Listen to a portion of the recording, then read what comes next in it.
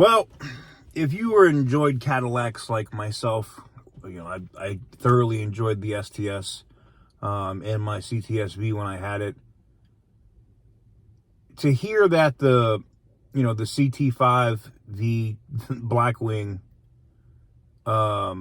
is now going to be ceasing production, and basically it is the last 6-speed manual powered V8 sedan in America, and it's gone.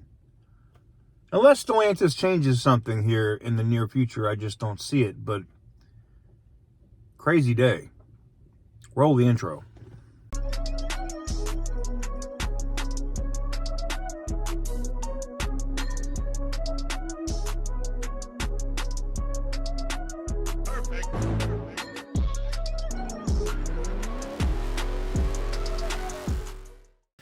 So that's right, guys. Welcome on back to TK's Garage. It's a crazy day, man. Seeing this news, this news actually came out a couple of days ago. I'm a little late on this one, but I had a lot of people asking me, like, what do you think about that? To be honest, yeah, it's kind of sad, but it's also kind of like a Demon 170 type of story. This vehicle was so not accessible to real horsepower fans, as even if you could find one at dealers, and I found one, I wanted one, but I couldn't find a dealer that wasn't trying to charge 25 or 30 grand over sticker for it. And, I'll just buy a Corvette at that point. I mean, that's what the CT5 Blackwing is anyway, right? It's basically a Corvette that they put a sedan, 4-door sedan body on. But it wasn't worth it. I'm just the kind of guy that just refuses to pay over sticker for anything. I'm just not doing it. I'm sorry. It's not plausible. It's not going to happen. It makes no sense for me to do so.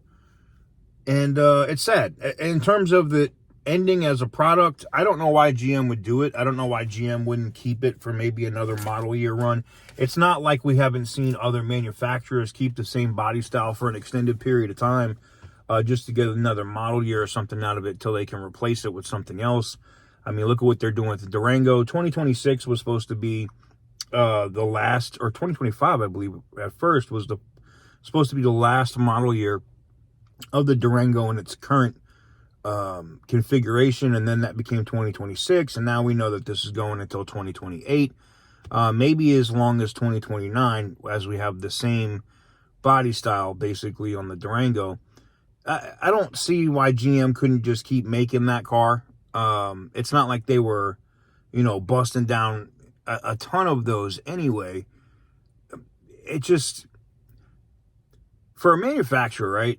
And I see that Stellantis is starting to get this. GM, I don't think cares yet, because it's not really hitting them in their pockets yet.